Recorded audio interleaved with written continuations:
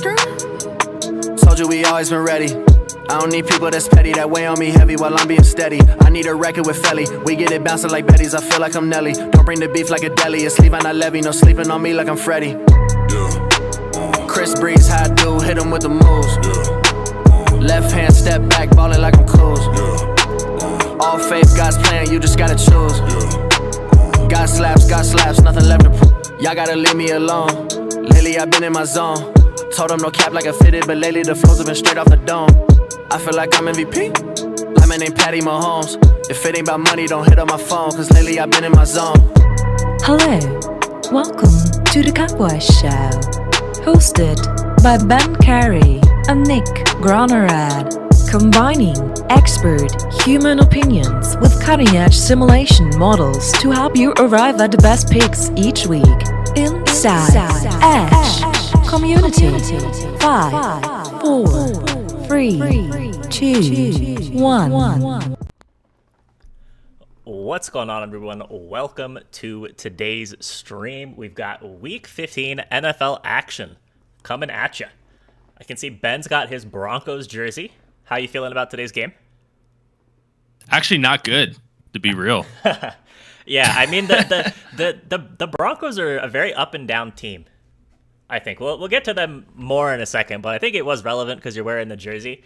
I mean the Bengals are good, the Broncos are good. They're both kind of inconsistent. Should be a stressful watch. But that's what we're in it for, right? The sweat. Yeah, it's unscripted drama. Well, at least that's what I believe. No, the NFL is rigged. It's scripted drama, okay? Do you know how tough it would be to really rig the NFL? Oh, it would be impossible. I mean, so if you're going to rig the NFL, it has to be, say, through refs. Yes. Right? Because you can't, like, what are you going to do? You're going to pay 53 people, like every player, and then every coach on the team to rig the game or something? And with the amount of technology we have, something would leak.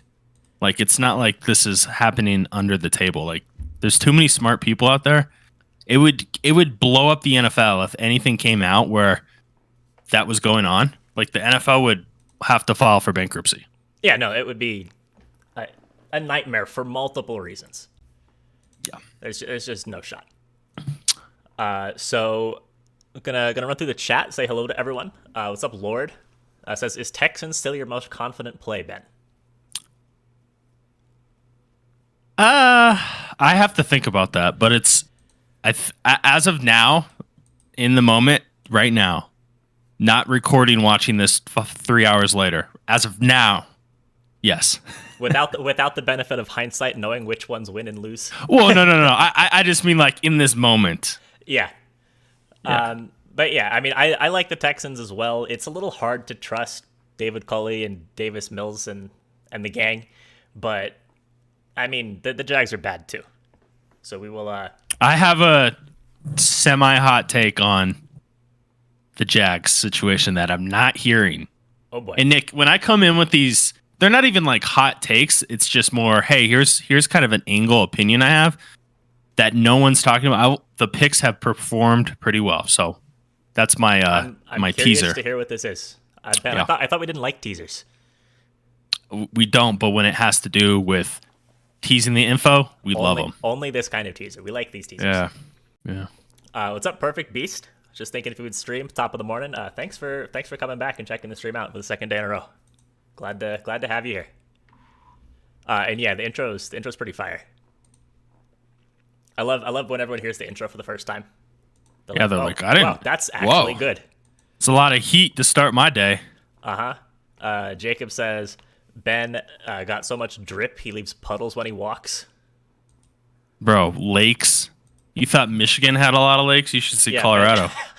Ben's been to the Michigan area 5 times in his life. I tried to hype up the lakes in Colorado to a guy in Michigan, and he was like, "Shut the fuck up."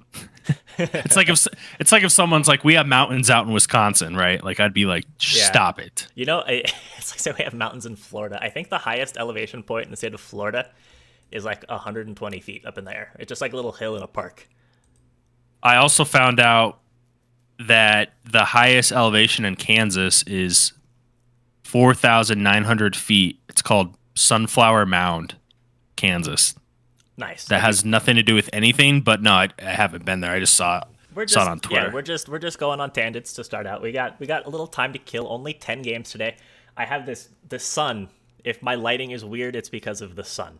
It's like glaring. It's coming through the shade right into my face. It will move. No, we're gonna move actually. The sun is just gonna sit where it is in the universe. Yeah. If you want to get technical. Well, Nick, I mean, I don't know if Kyrie Irving believes that, but No, true.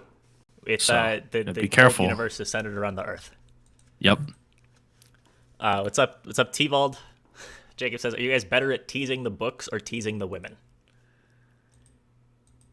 Depends what day of the week it is. Yeah, I mean Ben is engaged. I had a good run, boys. I'm single. If anybody knows any single women in my area, let me know. Who like the Ravens? Who like the Ravens? Yeah. Yeah, that narrows it down. What's up? Nabil says playing every under today except for the Packers. Yeah, it's got a kind of under week vibe. Not that there's really such thing as an over week or an under week, but I mean with all of the shit going on. Here's what's gonna happen. I think it's gonna be like 6 out of 10, so you go 6-4. But then the games that go over are gonna go way over. It's gonna be that kind of week or day. Yeah. Yeah, week. Because we got games today, we got games tomorrow, we got games on Tuesday. You're gonna see a lot of us. Yep. I think. C-Stacks, thank you for the follow. Appreciate that. Also, Arcax and Arc, if you guys are here, thank you for following just before we got started. Hey, Ariel Epstein on Twitter likes the Ravens. She's a nice young lady. Jeffrey's sister or something? I have no idea who that is. No, but she covers sports betting and. Oh, I gotcha. She likes the Ravens. Cute blonde girl. Perfect. Yeah. All right. Lives in New York though, so. It's like just down the street. Yeah. All right. So, anyways, all of that aside, let's start talking about some football. So, game number 1, Carolina Panthers, Buffalo Bills. Bills are 14-point favorites at home. Over under in this, I'm seeing now, and all of these are changing as injury news is being announced. This is down to 43.5. If any of these are off as we get to them and I don't change them, let me know. And I can just make the changes real quick. Like, I know that the Ravens line was moving all over the place with Lamar Jackson confirmed out, for example. So point it out. We'll make sure that they're all updated. But yeah, Ben, any thoughts on this game? I mean, 14 points is kind of a lot. It is a lot. It kind of brings me back to the Bills and some of their bigger point spread covers that they've had. Mm-hmm. But that was late. That was earlier in the season, and right now, I have no clue how to handicap the Bills right now because I can already catch myself right now. It's a due spot for them, and for me, whenever that's like my first initial lean on something, I like to stay away. But 14's a lot. Carolina's a dumpster fire right now, but at the same time, they do have a decent head coach. 14's a lot. I don't know. I really don't know with this one. Yeah. So the model has this as more of like an 8.5 to 9 point game, as opposed to a 14-point game. Although when we're getting up with higher spreads like that, a difference of a point doesn't make as much of a difference, I would say. And also, if there's injuries on the defensive side of the ball, the model's not taking any of that into account. It's only quarterback and skill position players on offense. But yeah, the Bills this year have a tendency to blow out bad teams. We saw them against Miami in week 2, 35-0. Against Houston in week 4, 40-0. Against Miami again, 26-11, a 15-point win. Against the Jets in week 10, 45-17. Against a pretty hampered Saints team back in week 12, 31-6. And I don't know that this Panthers team is really any better than any of those other teams.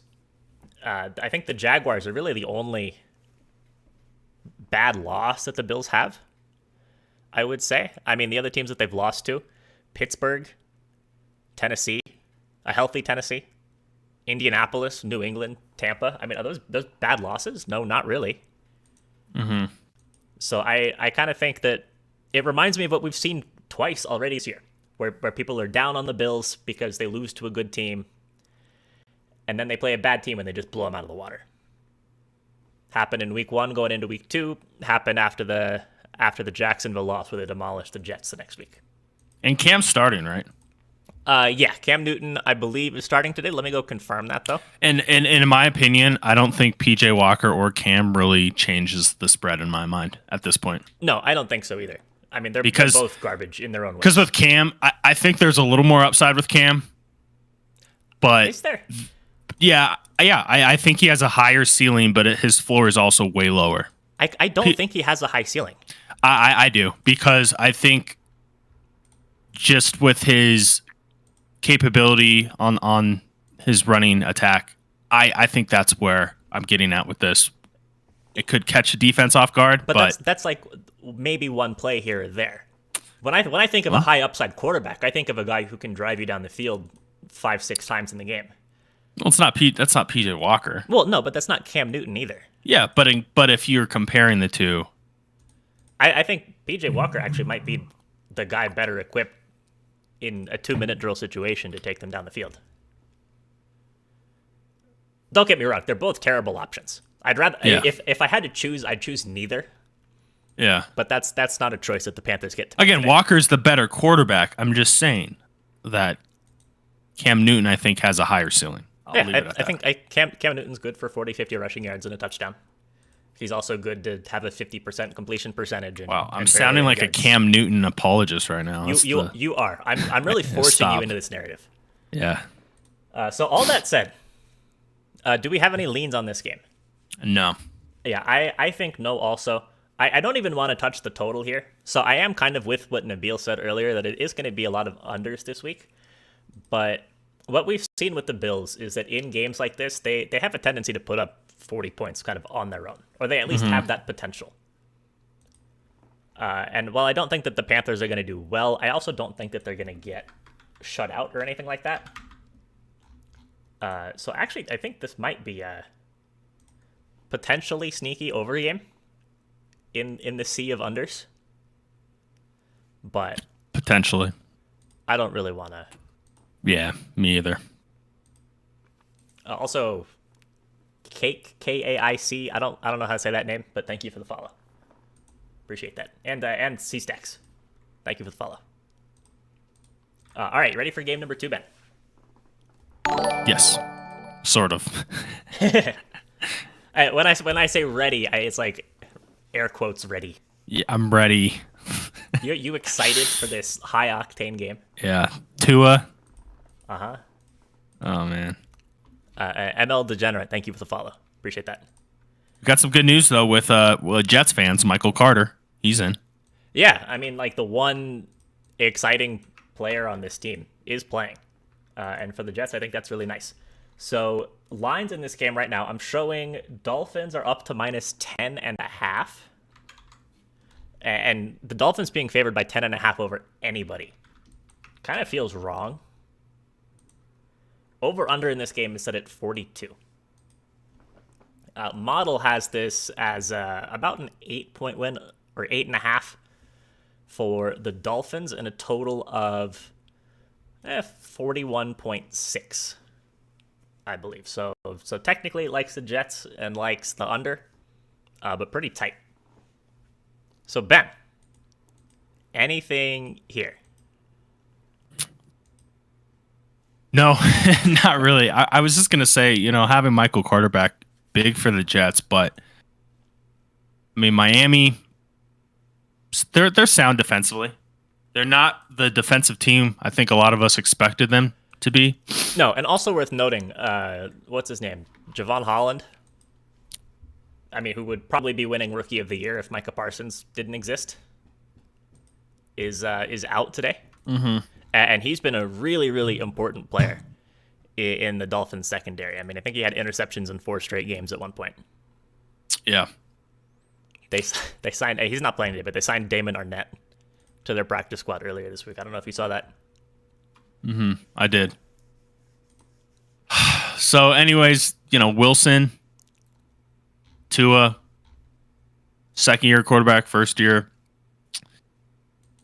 Man, I don't know. Jets on the road. I guess I lean Jets, Nick, but kind of what the model's showing, that's maybe a good representation of how I feel. It's going to be a close one to the spread. I just don't have faith in Wilson right now on the road to have a solid outing, I guess. Yeah, Zach Wilson is definitely a hard guy to trust right now. I mean, he hasn't really shown over the course of a full game. I mean, aside from, I guess, maybe the Tennessee win, that he's got what it takes right now to really lead his team to a victory. Yeah. I mean, he won that game. He won the game against Houston earlier in the year. That being said, I do think that with Holland out, with Jalen Waddle out, and now getting this hook at 10, I might be inclined to throw up the Jets as a lean. Yeah, I can get down with that just because, man, 10.5 versus 9.5, I definitely look at it a little differently. Yeah, I mean, and I think even at 10, I was ready to throw up a fade for this, but I think at 10.5, I'm getting there. Yeah, I could be convinced. Like I think that the Dolphins right now are not a super high upside team, and again, biggest playmaker on both sides of the ball is out for this team, and they're still getting 10.5. Yeah, and Lord, I mean, is the public really betting on the Jets though? I don't think so. No, I'd be shocked if people were betting on the Jets. Yeah, Ben, you posted a graphic earlier, or somebody did, about several of these heavy favorites that we're seeing this week are getting tons and tons and tons of money. Yeah. I'm curious what that looks like in this game. And I'm gonna pull it up. Actually a little bit more interested in that kind of thing this week than I usually am. Kind of where people are at. Yeah. I agree. Also, there's some misalignment with some of the books because books like Caesars will take some crazy big bets. So when they show the handle percentage, it can big time screw where the money's at. But I'm gonna try to find that right now because I'm curious with this one. Yeah, and Lord, I got you. I kind of figured that's what you meant. So you're saying everyone's on Miami, okay, and the Jets are gonna win, and the books Gotcha. are gonna win. So the books are gonna take all the public's money. Gotcha. Yeah, I was like, what? Yeah, I have a feeling that there's gonna be a lot of people doing big favorite money line parlays this week. And I do think, I don't know exactly who it's going to be. I think that the Dolphins are a pretty good candidate, but a couple of these big favorites are going to lose. I really do feel that way. And definitely some of these bigger spreads near the bottom, they're not going to cover. Yeah, also, this opened up 7. And Miami's best player on both sides of the ball is out. The Jets got their running back. Why did it move 3.5 points in the Dolphins' direction? I have no clue. And Michael Carter. Michael, exactly. So are you ready for game number 3? Yeah, you have I see. NYJ, but yeah. I was gonna go fix that. Not that would really change much. No, I don't think it would. Because both the New York teams who play in New Jersey are not playing good football.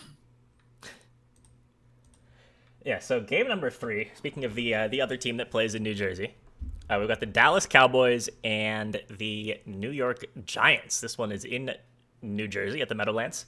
Giants 11.5 point underdogs at home. Over under set at 44. And KAIC, tell me how to say your name. Is it like Casey, or is it like cake, or is it like what is it? I don't know what it is, but I want to know. Let's ask what I think is a pretty interesting question. Do you think it's worth blindly betting every underdog money line? So I want to do a little research in order to answer that question. Kind of figure out exactly where those numbers are at and how many of them we need to hit. I'm going to go with a no, because of the big point spreads. Granted, you would only need like one of the 4 or 2 of the 6 if you want to go to the 9 spot to hit. But at the same time, I would lean just more with the spreads. But yeah, I mean, we'll talk more about that as we run through some of these. But like, for example, I just don't see this Giants team, right, like beating Dallas. But at the same time, I can obviously it's 11 points, but it just seems like this is a spot where with Glennon, I just don't think there's any way Glennon can beat Dallas in this spot. Yeah, I'm with you on that. So the model has this as being a pretty close game. Everybody who's been around throughout the course of the season knows that the model has a love affair with the Giants for some reason. So I would take it being this close with many, many grains of salt. I don't think it's going to be this close. I think there's just something about the Giants that the model is in love with. It's been in love with them since week 1. And I really don't understand. So, I mean, model has this as like a 4.6 point game and going under by 1.5, 2 points, that type of deal. But yeah, like you were saying, Ben, with Mike Glennon at the helm, there's just not a whole lot of upside there. Yeah. So this opened up at 10.5. Got to 11.5 last night. Just looking at some tweets of some guys I trust, following some of the money. It's all Cowboys tickets, 3-1. Yeah, zero interest in Giants. That's funny. I mean, why? Like, there's I've watched Glennon, and it's not even just him. It's just the offense. It's just so they're just struggling to even get a first down. They get a first down, you almost feel like you should clap and get off your seat. You give them a standing ovation. Well, right? I mean, they just let go of the clapper, right? Yeah. So they're not going to clap anymore. It's a Jason Garrett. They did fire Jason Garrett, right? I'm not making that up. Yeah, he's gone. But Okay. Judge is like, man, Nick, there's one thing to do analytics and be like a Staley, and then there's other guys to be like a Fangio and be like on the other side. But like Joe Judge, it almost seems like he picks the wrong side when he should. Like when the analytics say one thing, he does the it almost makes it worse than a guy like Fangio. I hate watching him coach. Yeah, it's I don't know that he's the solution. I really don't have a lot to say with this game. I hate it. Yeah, I'm with you. I think the Cowboys, among all of these teams in like that 9.5 to I guess up to 14 is the biggest we're seeing range. I would say money line wise, even though they're on the road, Dallas might feel like the safest one. Money line? If you're looking for like a parlay piece. Oh, I see. Money line. But the Giants do have weapons at the skill positions. I mean, Saquon's healthy. They've got Shepard, Golladay, Slayton, all healthy. I mean, Kadarius Toney is still out, but they do have weapons. I could very easily see a backdoor cover here. So I don't want to. But personally, God, imagine in a position where Giants are down 14. It's 4 minutes left, and you're cheering for a backdoor cover. Oh, it just seems like a terrible position to be in. Hey, there's no better way to spend a Saturday or Sunday afternoon than rooting for meaningless points in a meaningless game. Especially by a bad quarterback. Ugh. Sit back, relax, grab a beer, and watch Mike Glennon sling that thing.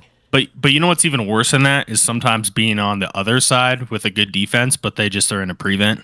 Oh yeah, no, that's the worst. That will humble you guys. That will humble you. If you say humble, you mean like make me want to put a fist through the television? Then yeah. Yeah. Long term, you'll be humble. I was humbled maybe not in the long moment. ago. Your TV will be humbled. Yeah. I am just stripped of all of my emotions. I'm dead inside. That's how humbled I am.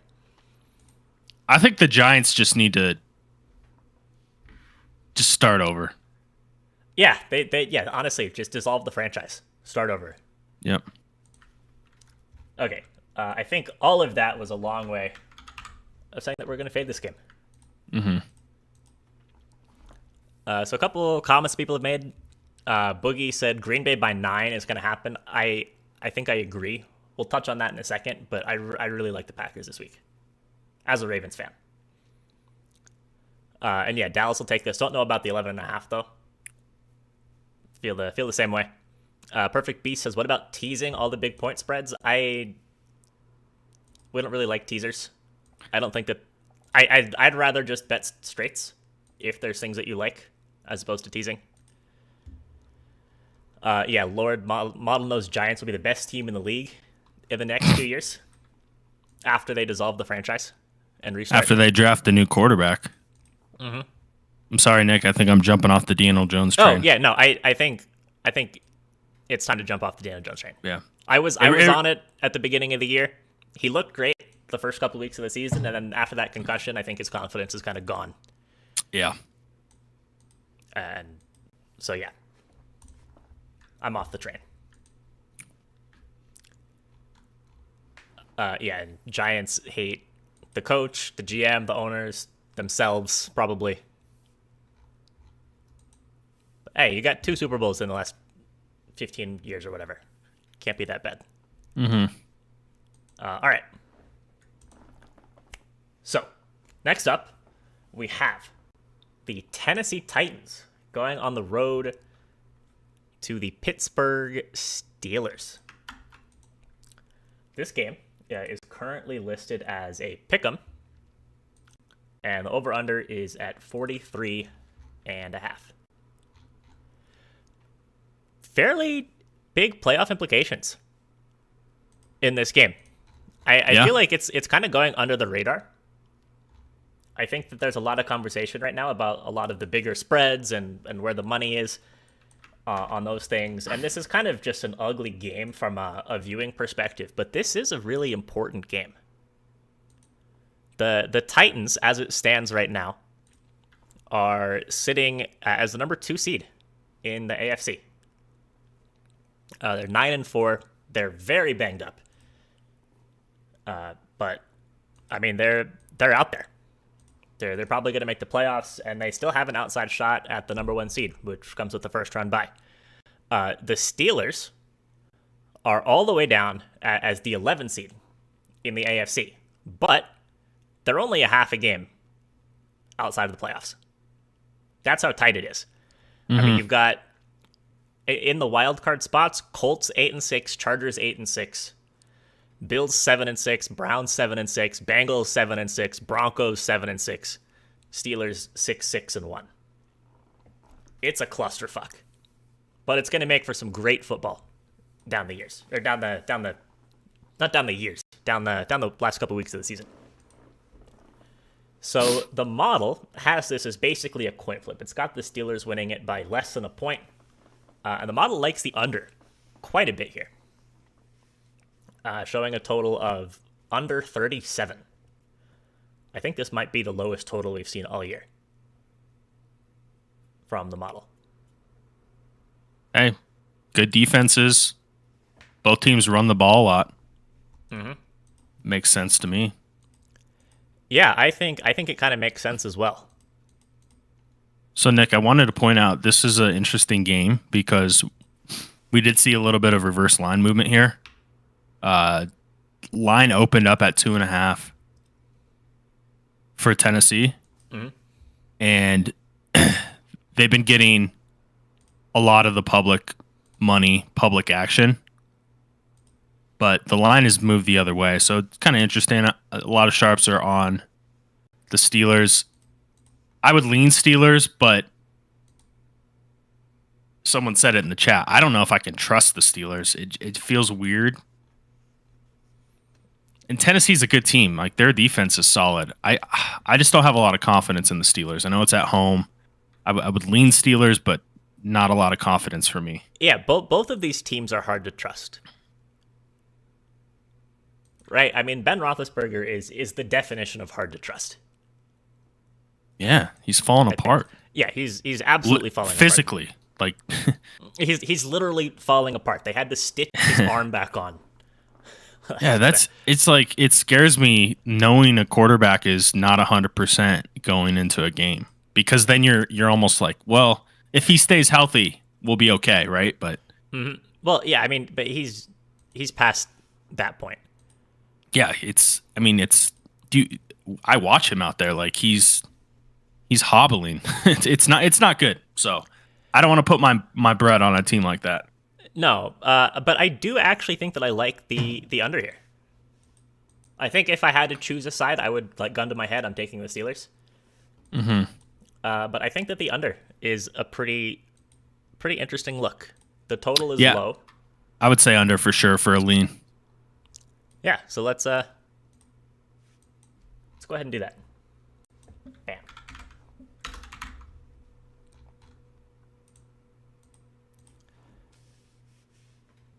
Yeah, my guy Patrick Everson, who he lives in Vegas, he follows, the sharp money pretty closely.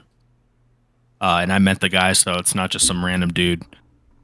He said this is a pretty solid pros versus Joes game from the side perspective between the Titans and Steelers. So just an interesting one to watch. Where are the pros and where are the Joes? Pros are on the Steelers. Okay. Yeah. But Gotcha. Pros aren't always right.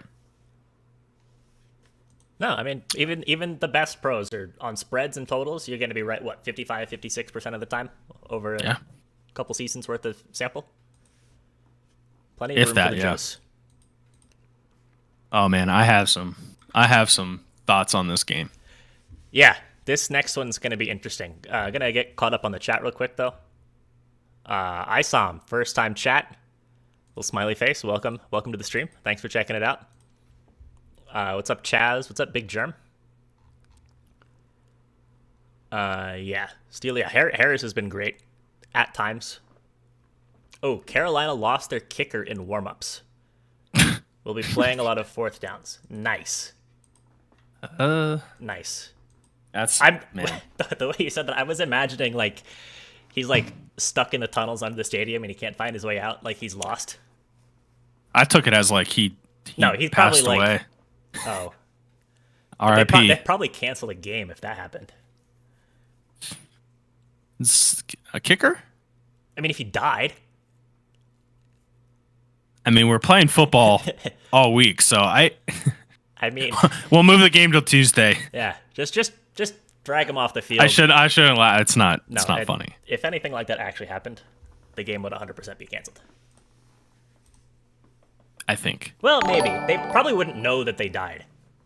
They just don't tell anyone? Yeah, well, I mean, like, how do you tell? In that instance. I see what you're saying. Yeah. Thank you, PRC Junior 79 for the follow. All right, Nick, are you ready for some spicy hot takes with this game? Yeah, bring out the spice. Houston Texans, Jacksonville Jaguars. Jaguars 5.5-point favorites at home, giving Ben a couple seconds to let the spice simmer. Are we TMZ? Is this TMZ now, guys? The way we bet games? Mm-hmm. Because the Jacksonville Jaguars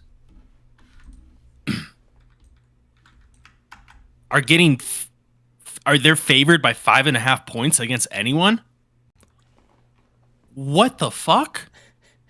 That's my first thought. And we know why, right? Urban Meyer's gone. Yay, everything's good. Everything's good in Jacksonville. 7 points. Yeah, everything's good in Jacksonville. Players are going to come out fired up. Everyone's going to play twice as good as they have been all season because of their head coach. And my initial reaction, you can even see in the Discord, is like, I feel like I'm a sucker, but I want to bet Jacksonville -4. And then I always take a step back and I'm like, let me think about this, right? And I thought about Urban Meyer's career as a coach, right? He's one of the best coaches of all time in college football. Obviously, moving to NFL, it's very rare that a coach succeeds moving from college football to NFL just because of the mentality you have to have. It's completely different. Like it's almost type of people management. Yeah, 100%. And it's just it's very hard to transition. And ever since the Tim Tebow thing, the media perception of Urban Meyer was negative, right? That he gave Tim Tebow a chance at tight end. Yeah, I mean, that was a joke. Yeah, it was a joke. But he didn't make the team. He was cut. But ever since then, he was painted in a negative light, and everyone from then on out, the struggles that Jacksonville had, they 100% put on Urban Meyer, right? And he's the head coach. I mean, he deserves some blame. But again, we're talking about one of the best college football head coaches.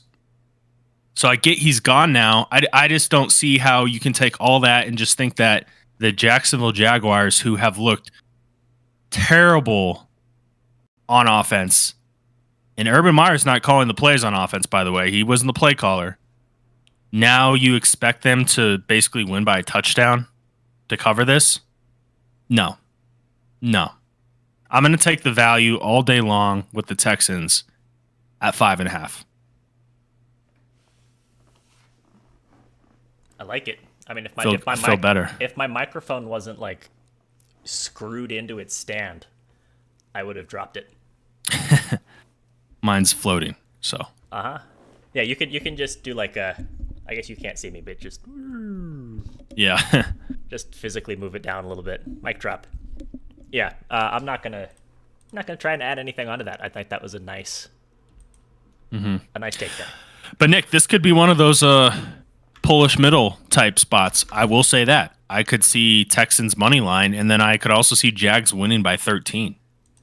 To be completely honest, I mean, there's a lot of variance because there is something to the coaches leaving and like just the players being a little more uppity up, but at the same time, guys, the Jags offensively, it's bad. And I've bet on the Jags a few times. I covered 2 of them. I think I lost 3 of them. It's bad offensively. So. Mm-hmm. Yeah, no. Both teams are a mess, right? I mean, all of that about the Jaguars. Let's not pretend like the Texans are some great, well-oiled machine. Yeah, they're not. But still, like they have talented players at spots. They can score some points every now and then. This spread should be 3. I'll put it that way. Yeah, it shouldn't be here. And this is actually moved to, like Asim said, it's moved to 6 in some spots. I'm seeing a 6 on Circa, a 6 on Superbook. It's crazy to me. And yeah, there's just no rhyme or reason for it to be moving in that direction. I guess aside from the public just hammering the fuck out of it in Vegas, is like, oh, we can go the other way. And I'm sure that there's not like syndicate money. Can't wait for the Texans. I doubt that's happening also. I think the sharp money came in on the Jags at like -3. Mm-hmm. And then I think when it got up to 4, people are like, I mean, you'd be in a nice spot if you got Jags -3 and you could get Texans +6. I think that'd be a decent position to be in. These offenses aren't going to score a lot of points, so. Yeah. So question earlier from T Cherry. Kyler or Dak today for DFS?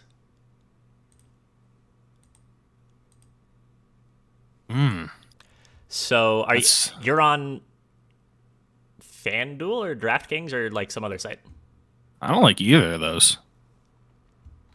So we can look at the model real quick on FanDuel. So we have Kyler at 19.95 on FanDuel.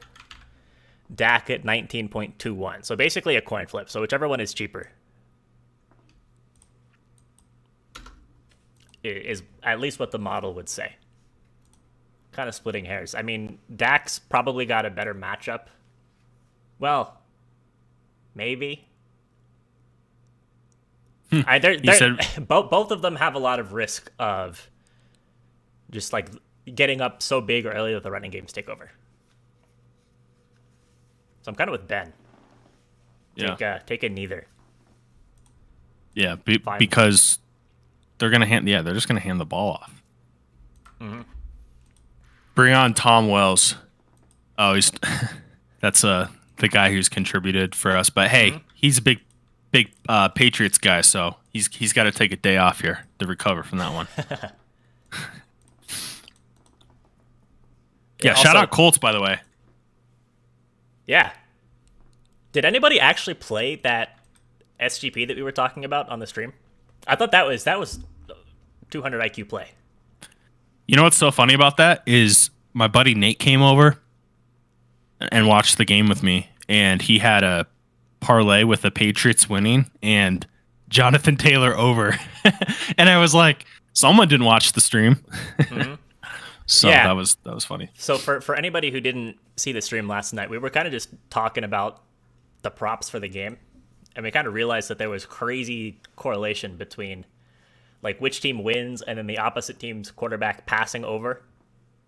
Like both quarterbacks pretty much always go over in losses, and then the running backs, especially Jonathan Taylor, just like if the Colts win, he goes over. If they lose, he goes under. So like, okay, let's do Colts money line, Jonathan Taylor rushing over, Mac Jones passing over, and it hit. We hate SGPs, but that was good.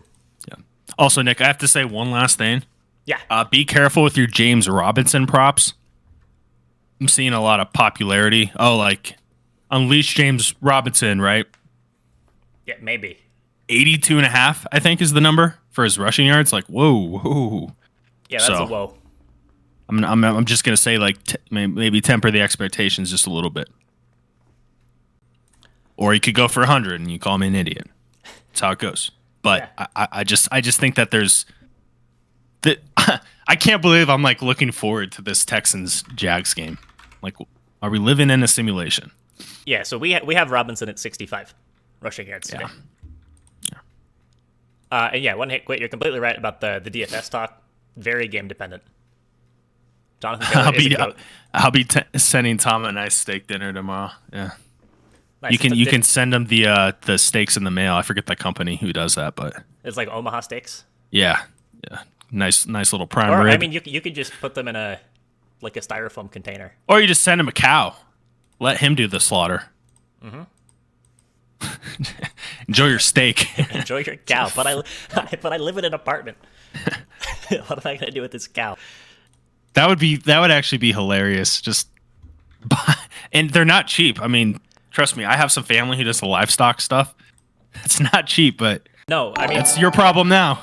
Yeah, my parents when I was growing up, they bought like a quarter cow or half a cow a couple times. Had like a massive freezer down in the basement, just full of various cuts of meat. What do they call those freezers? Like I know what you're like the locker freezers. Yeah, where it's just like locker freezer, I think is what it's called. Stuff all the meat in there. Mm-hmm. Have dinner. You're like dinner. That's dinner for the family for the next month. So eat up. All right, let's talk about this Arizona game. And I know T Cherry was talking about Kyler Murray, but man, the Lions still a little banged up, Nick. Yeah, Lions very banged up. So both of their backs are going to miss this game as well. Which actually killed their offense. I thought that they were both back. So this sim actually has DeAndre Swift and Jamal Williams playing for the Lions. So factoring in that it's instead Craig Reynolds and Igwebuike and Jamar Jefferson or in whatever combination probably detracts from the Lions a little bit here. So just keep that in mind. Also, the Lions are another team, kind of like the Giants that the model has kind of liked. I mean, I think it's because they do well in garbage time. So the raw stats are better. But when it actually matters at the beginning of the game, they kind of suck. So I think that's why the model has a little bit of a love affair with those teams. But all that aside, what are you thinking about this game, Ben? Well, first of all, I'm curious, Nick, if we did some deep dive into the model, if teams that are really bad on third downs are teams that the model likes a little more than they should, if that makes sense. Yeah, it's possible. Because they're moving the ball, and then all of a sudden kind of stops, right? Then what? because the Lions are the worst third down conversion team in football. I was just curious. Maybe that's just one outlier. But anyways, I like the Cardinals in the spot. And the reason why is because with the Lions right now, winning that game 2 weeks ago, I think just took a lot of pressure off their shoulders. And I think at this point, they're just trying to get through the season. I don't see a lot of urgency from them. And thanks, Cowboy Parlay, for the follow. Yeah. And we CJ, missed another one too. and CJ. Defense Godly. Thank y'all. So it was Craig Reynolds had that. He had like a 50-yard run. He looked good last week. He did look good. He did look good. I've never heard of him before, but he looked But good. I don't think he's going to come in again because, again, guys, I made this point with quarterbacks a lot who are making their first start in the NFL. Sometimes you just don't know what to expect with a guy, and it's lesser to an extent with a running back because they don't have as many tendencies, but there are things that they will pick up on, like he's going to make a cut once he gets to the line of scrimmage, like he's a downhill runner. He likes to cut to the outside. He will cut back. Craig Reynolds, they're like, I don't know what the fuck to expect. I mean, he had a nice run, but now with Jamal Williams out, with Swift out still, yeah, I don't know. I got to go with Cardinals here. I think Cardinals have something to prove against a bad team. I don't think they're just going to come into this one and be okay with just winning by a touchdown. I think they really want to put the hammer on the Lions. So I'm going to lean Cardinals. Yeah. I know it's a lot of points, Nick. It is. I know it's a lot of points. It's a lot of points. And I mean the Lions are backdoor cover central. That's true. Now the Rams game, right? Yeah. Lost by 7. That's part of my handicap here, that coming off a loss against a good team, I think they're going to come out ready to go. I think they're focused. Yeah, well, I definitely think they're going to come out ready to go. It's just, will they finish it? That's my concern. But I could also make a case for the other side of that argument because they do have the Colts next week. Could be a little bit of a look-ahead spot, maybe. I don't know. Mm-hmm. Yeah. So yeah, I'll be honest there. So yeah, it'll be interesting. So I mean, I kind of think that this is going to go one of two ways. I either think that the Lions are going to backdoor cover this and lose by 9 or 10 or something, or it's going to be a 30-point game. Polish middle. Well, no, I think just a regular middle might be could be the play. Oh, you're saying so if you take Cardinals and you think that they're going to jump out, I mean, then what are you going to see? You're going to see a Lions plus 19.5 or plus 20 or something in the first or second quarter, and then you can try and middle it that way. But Nick, I will say the Lions against this Cardinals defense wouldn't be a good team to come from behind. I just don't see, because Cardinals actually defend the pass pretty well. One of the, I think, top 5. Yeah, they do depending on defend the metrics. pass well. But I mean, still, right? It's like we were talking about a couple of games ago. The teams with the good defense, they just come out and they play prevent, and the team just comes down. A little bit of a speculation there, but I think it's a fair. I mean, it's going to be a lot of work if we're diving into every team and like their defensive philosophies in those positions, but also just because a team does it once doesn't mean they're going to do it every game. So I'll agree with you on that. Yeah. So here, what I'm going to do is, I like. Also, my dog is making weird noises. I point that out every time because there's people who doesn't know that she exists and can't see her. She's rolling around on her back doing weird shit. Well, hey, defensive godly. I know you probably weren't tuned in yesterday, but I definitely made a point about that because the Colts had to establish a run attack, and I don't think they got scared, and they just developed a nice game plan and putting the Patriots in positions where even though they defend the run well, they were still caught off guard a little bit. Yeah, I mean, and Jonathan Taylor also is the best back in the league. He's not a good comparison point. Yeah, and other than that 59, 60-yard run, which Jonathan Taylor 100% should have slid down. So that was a little questionable. But other than that, I mean, it's not like they just dominated them. I mean, I just feel like they were getting good, third down, fourth down conversions if you take away that big run. So yeah, I mean, and outlier games always happen. Yeah. Also, thank you for the subscription, by the way, Defense Godly. We appreciate that very, very much. Thanks. Gotta unleash your new professionally made Capwise lock emote. And when I say professionally made, I mean I made it. Looks good to me. It's okay. No, it's good. So Ben, for the lean, I did something that I've never done before. What? So I put Arizona look to middle as the lean. I'm completely with you that Arizona is going to come out hot in this game. So we take the Arizona minus 12.5 to start, and then if you can get a touchdown worth of middle, take the Lions. Does that sound like a reasonable strategy? Sounds reasonable to me. All right. So next up, we've got the Green Bay Packers and the Baltimore Ravens. Ravens playing this game. It's actually still not confirmed. He's unlikely to play. Lamar Jackson is. So that's bad for them. They have Tyler Huntley in at quarterback. The sim does have Tyler Huntley in at quarterback. Let me figure out where this is. Is it like confirm that Lamar's not playing? The latest thing I see says he's like from Adam Schefter is he's unlikely to play. It's not confirmed, but it's confirmed. Yeah, I don't think it's like confirmed. It's not Facebook official, but it's pretty likely. Yeah, no, I'm like pretty sure he's not playing. I'm a Ravens fan too. But I want to see out before I say it's confirmed. Mm-hmm. Yeah, because if we say that and then it doesn't happen, then we're on the hook. But if Adam Schefter says it, he's on the hook.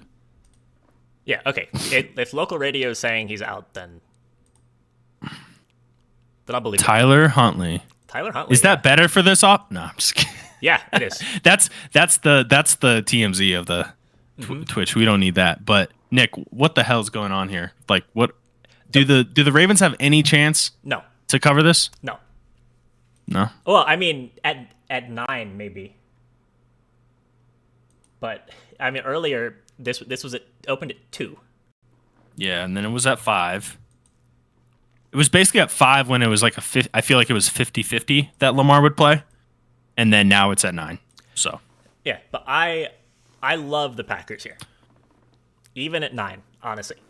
And it's not even just that Lamar Jackson's out. I think that's actually not even the most important thing here. The Ravens defense is so beat up. Announced also this morning that Jimmy Smith is on COVID IR. Shout out Colorado. Yeah, shout out Colorado. Love Jimmy Smith. But Marlon Humphrey's out. Marcus Peters has been out all year. Now Jimmy Smith is out. The Ravens are missing just so many other players on defense. It's just an absolute shit show. They have no defenders. And against Aaron Rodgers, against this Packers offense, I mean, Rodgers is healthy. Aaron Jones and A.J. Dillon are healthy. Devontae Adams is healthy. They've got all their weapons. They've got their offensive line. I don't see how the Ravens are going to get stops. It's just not going to happen. Yeah. I'm just curious, Nick. Aaron Rodgers, his props at 266. Yeah, so actually, I don't want to endorse a Aaron Rodgers passing prop just because they might go up so early, so quickly. Well, I kind of like the under. That was kind of my point there. I could be interesting. I have to look a little deeper into that, and then we'll see. We'll see about that one. But the other angle I was looking at is AJ Dillon and his over. What's that number at? I'm pulling it up. Okay, before I look at it, Mhm. this is always an important thing to do. Yep. I would play it if it's under 65. Ooh, What is it? I don't know. Model Pulling has it it up right now. 56. Ooh, it's at 55. I kind of like that. Okay. I think that was fair. Because, look, I think A.J. Dillon versus Aaron Jones, he's going to get those we're up 3 scores, 2 scores type of carries more so than Jones. Yep. In the Ravens, they haven't really defended the run well either, so. No, I mean, and they have no run defenders. They have no defenders. They have no defenders, so. Yeah, 55.5. I kind of like that. Yeah, I think that's a good look.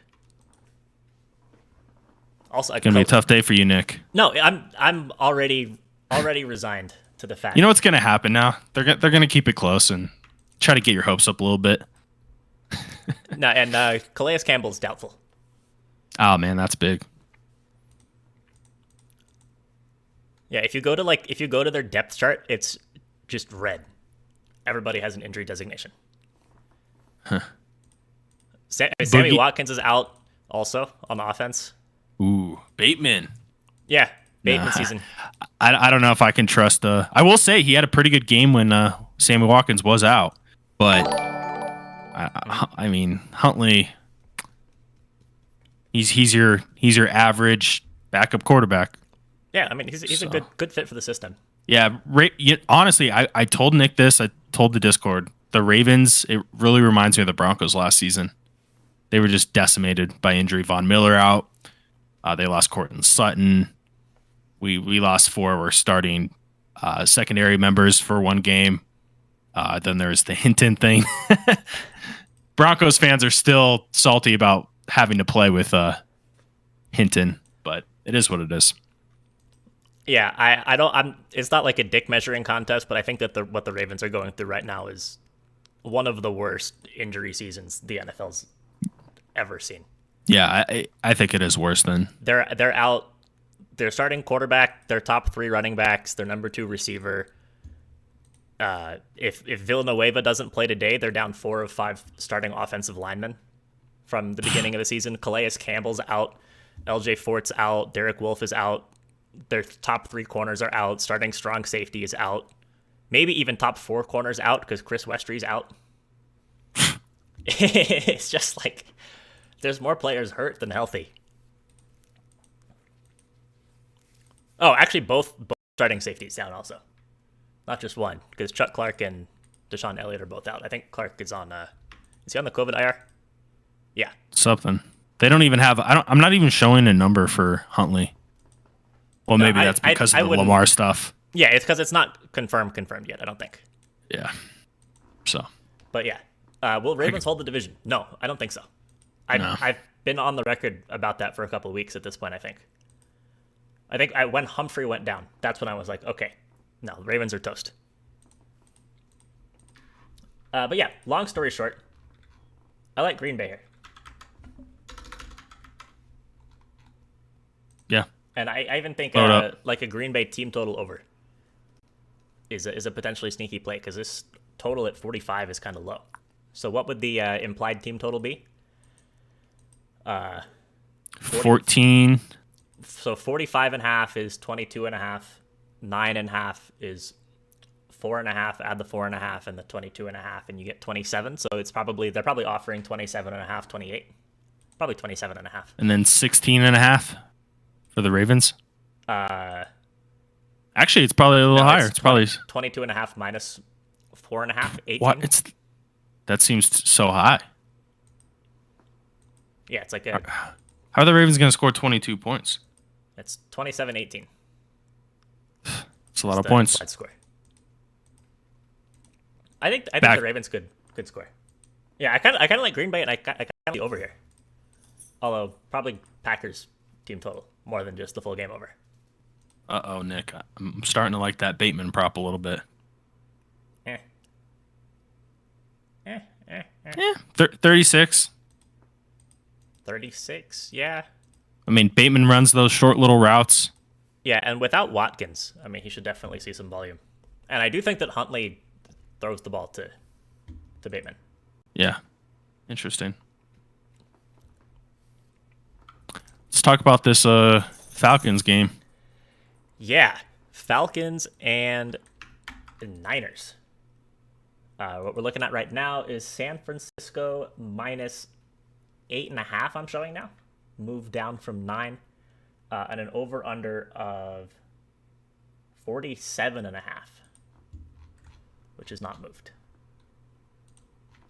So let me make this change real quick. But Ben, any thoughts on this one? This is the battle of the running backs that used to be wide receivers. Oh, Cordell Ben, Patterson. Nuggets game postponed today. Oh, yeah, I saw that. Yeah. Cordell Patterson, Deebo Samuel. Two very explosive, unique players for both teams, respectively, getting a lot of carries. But 8.5. I lean Falcons, Nick. I really do. I hate saying that I like the Falcons. Trust me, I do too. It sucks, but I don't understand the Falcons. I really don't. They feel like the worst 6-7 team. Right? Isn't it weird to think that before yesterday's game, there was only one game separating the Falcons and the Colts?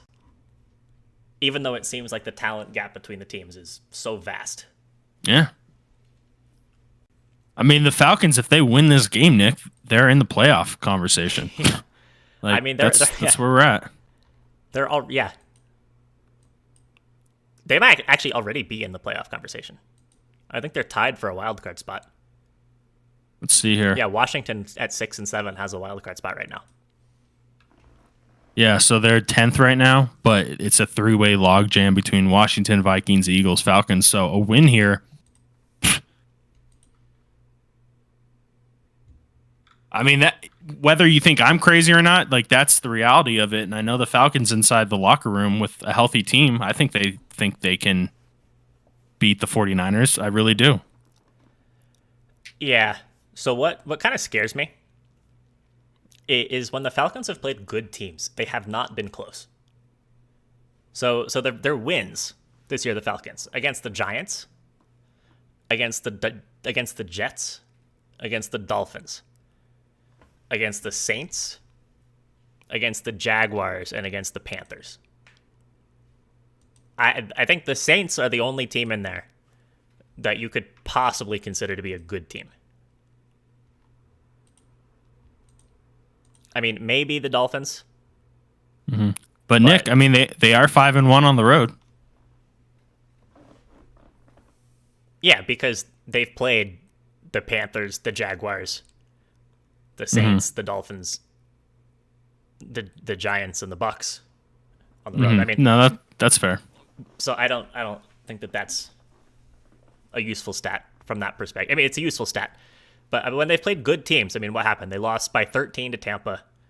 They lost by 25 to New England. They lost by 40 to Dallas. They lost by 23 to Tampa. Like they're not close against good teams. They play well against bad and average teams, but against good teams, they're not close. So I guess then the question is does San Francisco kind of belong in that legitimately good team conversation? I think they do, but at the same time, they do also. You know, at the same time though, 8.5 is a lot of points. Yeah, I mean, I think comparing it to some of these other spreads though, it's kind of not. Yeah. I think that a lot of these other numbers are more egregious than this one. Mm-hmm. I'm just looking at some of the numbers with Cordell Patterson in and trying to see the offensive efficiency with him in the lineup, and it's looking pretty good. Yeah. I mean, Patterson's good. Also, I will say the 49ers, not a good home team traditionally either. So I lean Falcons. I've made my points. They're not going to win this game, but I think they keep it within a touchdown. I'm kind of scared here. Can't lie. Who's the better quarterback? I think quarterback-wise, it's a wash. Okay. I think supporting cast-wise, San Francisco's definitely got the edge. I mean, Patterson is good. Pitts is good. Aside from that, And what we've seen with Pitts is that teams are doing a good job just scheming him out of the game. Mm-hmm. So he's a kind of a non-factor, even though he is good. But Patterson's kind of the only weapon. I think San Francisco's just got a lot more pieces on offense, and they've got a better defense. Yeah, they do. So I'm leaning fade in this game, personally. But Ben, I will. I'll throw up Atlanta for you as a lean. Let's go.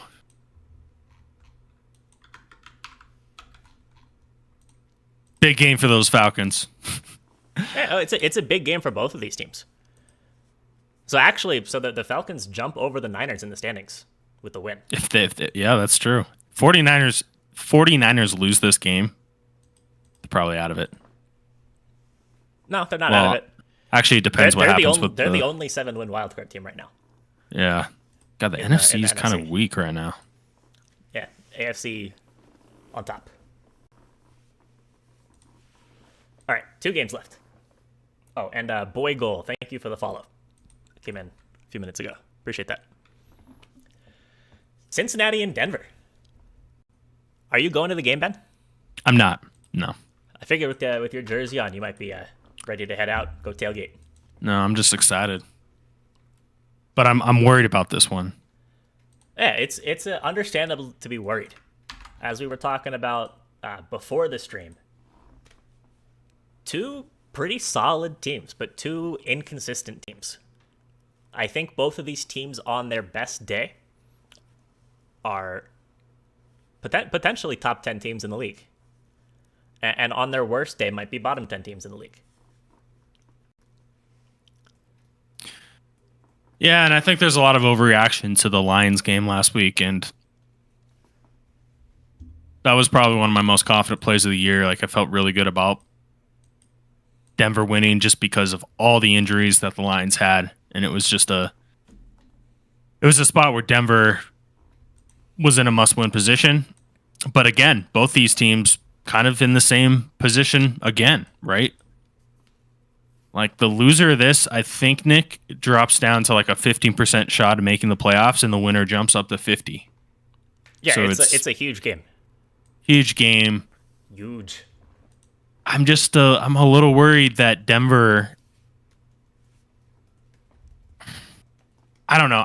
I think both these teams are basically just as good as each other. So now we're talking home field. I mean, I guess Denver with the altitude. But I don't like Denver -3. I hate to say it. It's a value play on the other side for me. I didn't bet it, but yeah. So the model has this as a 3.6-ish point win for Denver. So basically right on the money. And total wise, it's got it at 44.4. So again, just like a half a point off. I'm down to fade this. I think it's going to be an excellent football game. But I really think that it's just going to come down to who executes better in critical situations.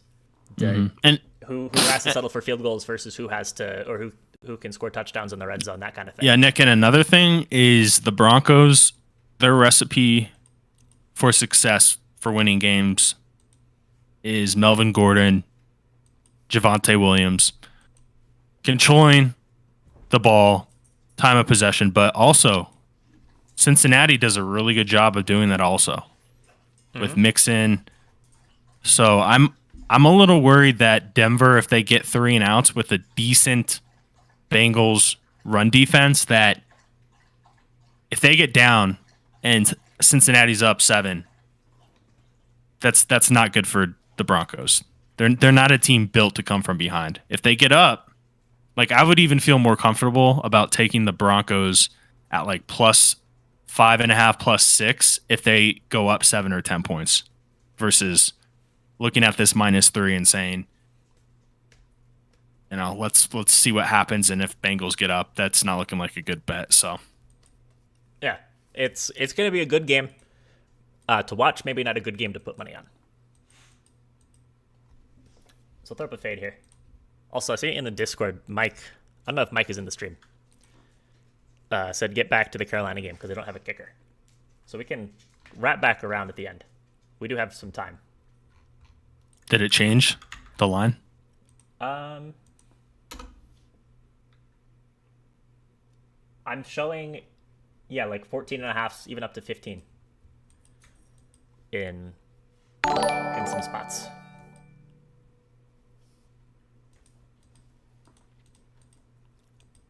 But man, I don't know how do you handicap like no kicker? How many points is that worth? Potentially a lot. Potentially it doesn't matter. It's a lot of variance, right? Like if you score touchdowns anyways, it doesn't matter a whole lot. I mean, you're losing just a couple tenths of a point on expected value on 2-point conversions. But if you need to kick field goals, I mean, then it's massive. And I really actually think that Carolina is going to have to kick field goals. I don't think that they're going to drive down the field and score touchdowns. Yeah, I don't really know how to Buffalo for I don't know. Yeah, it's tough. I think I'm gonna leave it as a fade. And if they're already down, it's like, are they even gonna try to kick field goals anyway? With the spread? So that's true. In a closer game, I think it may hold, or a closer spread, right? I think it could hold a little more weight, but. And Star, thank you for the follow. Appreciate that. Thanks. So yeah, this last game, Ben, I don't know if you've looked at the model score for this, but we're going to see something that we haven't seen all year. I think we have the lowest team total for any team from the model all season. So in this New Orleans Saints, Tampa Bay Buccaneers game, we've got Tampa favored by 11.5 at home, over under set at 45.5, and the model thinks that New Orleans is just not going to do anything on offense. 26 to 12.5. And you know what? I actually think it makes sense. So Tampa Bay, excellent run defense. And are the Saints going to throw the ball over the top with Taysom Hill at quarterback? Absolutely not. I think this is a nightmare matchup for the Saints. I don't know that they're going to be at 12 points. I mean, or 14 points or 13 points if you put that at a number that's more realistic for an actual football score. But I don't know that the Saints can score more than that unless they get a defensive touchdown or something. Or special teams puts them in a good spot. Yeah, especially if they're down, they're not going to be kicking a lot of field goals. Yeah, even if they even get to that point of the field. Yeah, and like, is Taysom Hill going to lead the 2-minute drill? I don't know. No. I mean, the team total, what I'm showing is at 16.5, so I don't think it's that far off because that's just the difference of it's a last-second touchdown. Yeah. So yeah, it is a good matchup for Tampa Bay. It really is. Yeah, I think it is. I think I like Tampa to cover this at 11.5. I think. And I was just going to make a point about Taysom Hill. I've gone back and forth on his rushing number, but at the same time, I think it's at 40, I believe. Wait, is that too low? I thought it was at 40. But Tampa Bay is a good team at stopping the run, but it is a little different with a running quarterback. But I think if they have Taysom Hill and more designed runs, he's just going to get stuffed.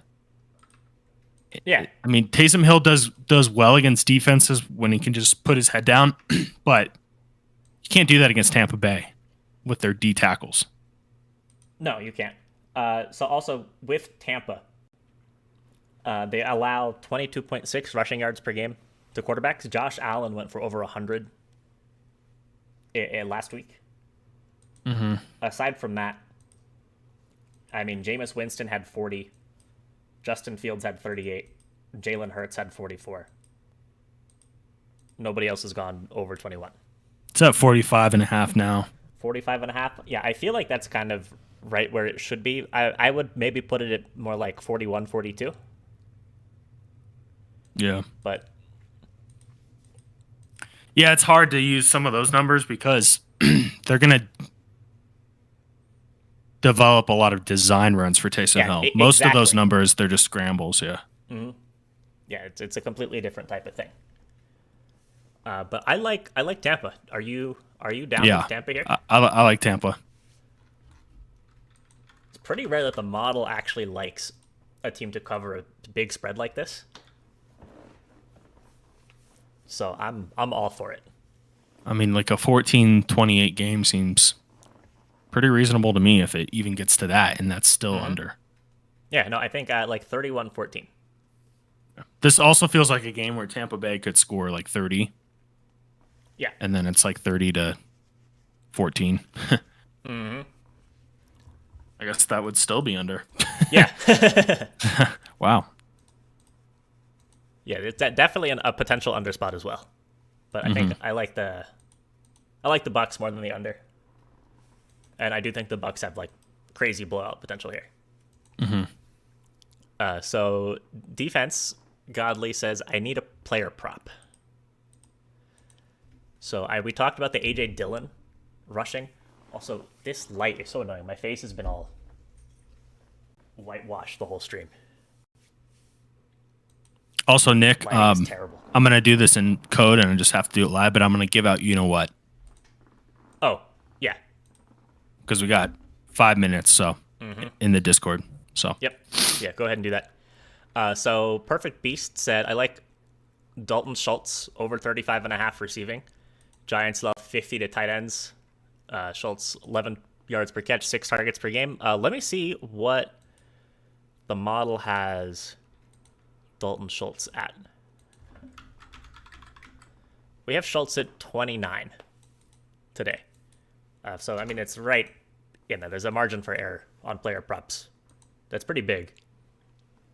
But yeah, I mean, I think that's a reasonable look. I'd just be worried that the Cowboys get up so big early that they don't have to throw the ball. I mean, that was our concern with Dak earlier, talking about DFS, and I think that does trickle down to the receiving options as well. Yep. One Hit Quit says teaser +7 spread. Packers. Yeah, so Packers -2, Dolphins -3. But what's the -2? Oh, that's the teaser. I see. 7-point teaser. Yeah, and then the spread.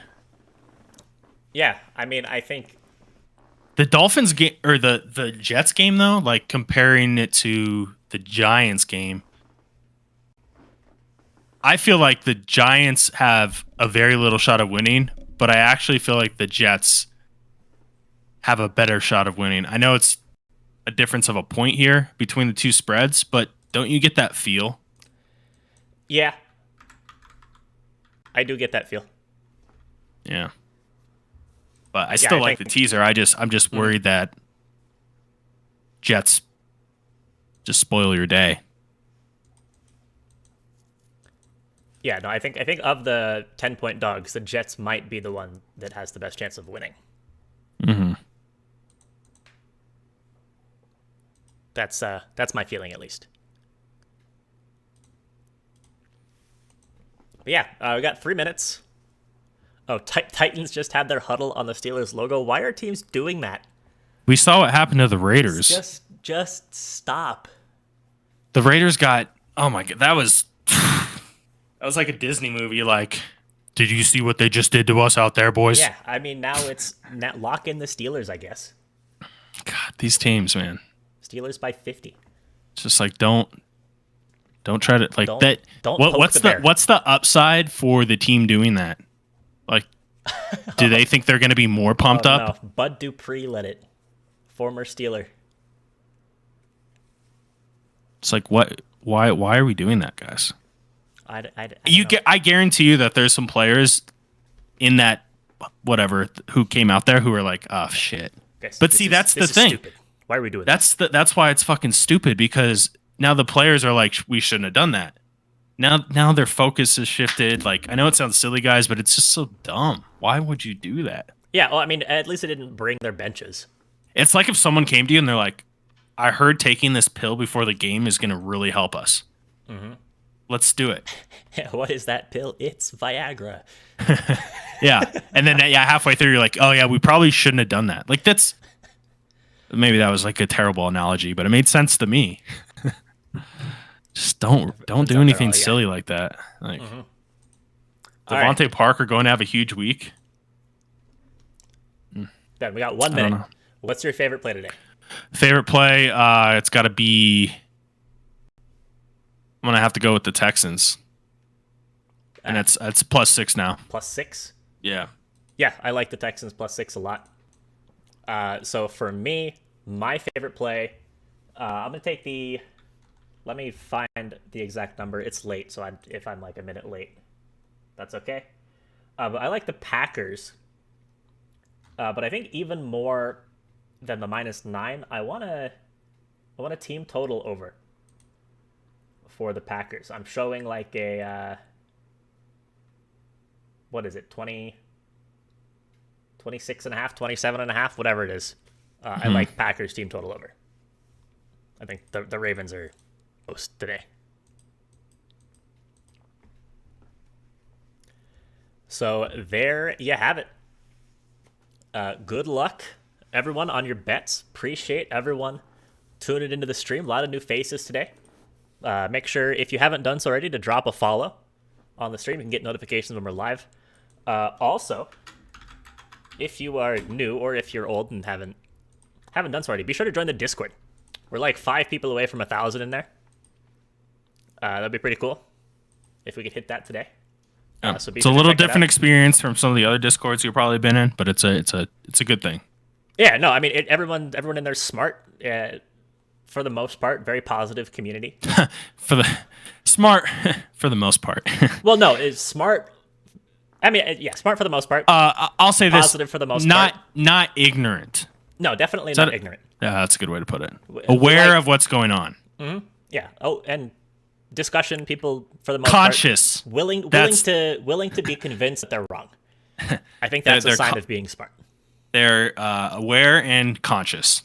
Yeah, that's a good way to describe. As opposed to like unconscious people. And not aware. I was gonna make a bad joke. Yeah, but be sure to check that out. We'll be back tomorrow.